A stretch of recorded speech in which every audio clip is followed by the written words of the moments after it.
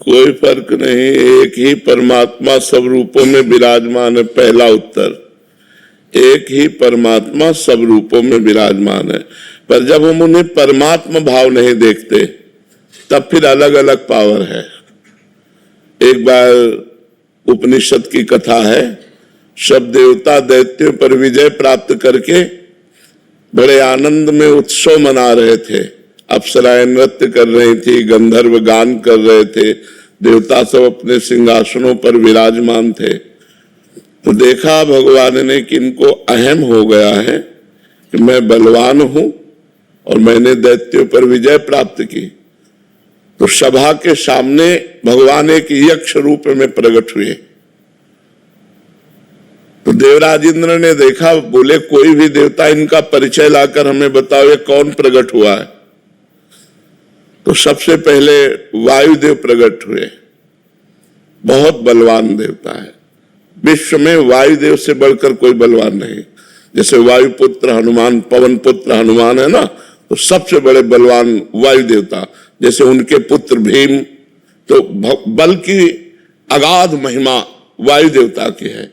और हम सब वायु देवता से ही जीवित है, सबके प्राण वायु से ही तो संचलित है।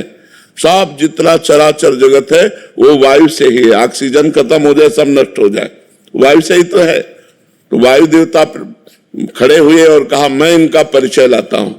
तो वायु देवता गए और कहा यक्ष तुम कौन हो। तो उनका हम तो अपना परिचय बाद में बताएंगे, पहले आप बताएं आप कौन है। बोले मैं पवन हूं, वायु। ठीक है, क्या है आप में क्षमता। तो उनका क्षमता ऐसी कि मैं पूरे त्रिभुवन को तिनके के समान उड़ा सकता हूं। तो एक तिनका प्रकट किया और कहा उड़ा के दिखाओ। अब वायु देवता से तिनका उड़ाने की बात, वो तो ब्रह्मांड उड़ा दे, लेकिन तिनका नहीं उड़ा। कहा पूरी ताकत लगाओ। वायु देवता पूरी ताकत लगा के हार गए, तिनका ऐसे से ऐसे नहीं कर पाए। आए और बैठ गए। देवराज इंद्र ने कहा कौन है। बोले असमर्थ रहा उनका परिचय प्राप्त करने में। दूसरा देवता अग्निदेव प्रकट, उनका मैं अभी परिचय लेकर आता हूं। उनके पास गए और कहा आप कौन हैं। उनका आप कौन है।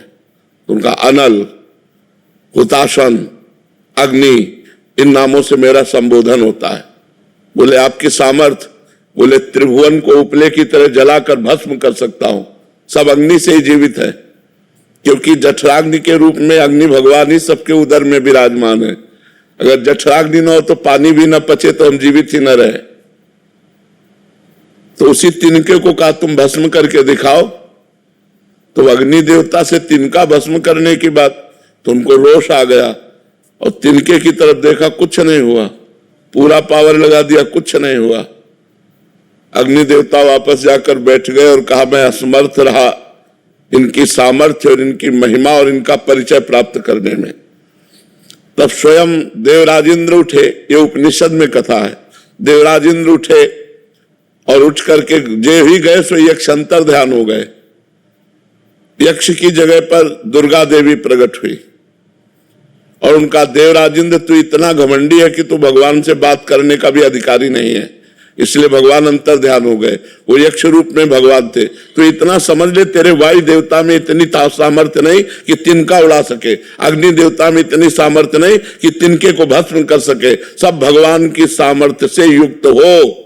घमंड मत करो, भगवान ही तुम्हारे अंदर अपनी सामर्थ्य प्रकट करते हैं, तब तुम अपना कार्य कर सकते हो। तो वैसे सब देवता भगवान के स्वरूप हैं, पर जब अलग हम देखते हैं तो उनकी सामर्थ्य एक सीमा में है और भगवान असीम सामर्थ्यशाली है। देवता मोक्ष नहीं प्रदान कर सकते।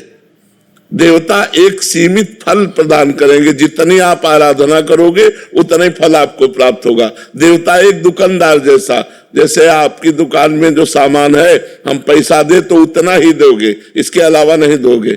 तो जितनी आप तपस्या करेंगे, जिस देवता के लिए जितना पूजन करेंगे, जितना आप आराधन करेंगे, उतना ही वो फल दे पाएगा। इसके आगे उसके सामर्थ्य नहीं। और जब हम भगवान मान के करते तो फिर भगवान उसकी इच्छा की पूर्ति करते हैं। समझ पाए आप।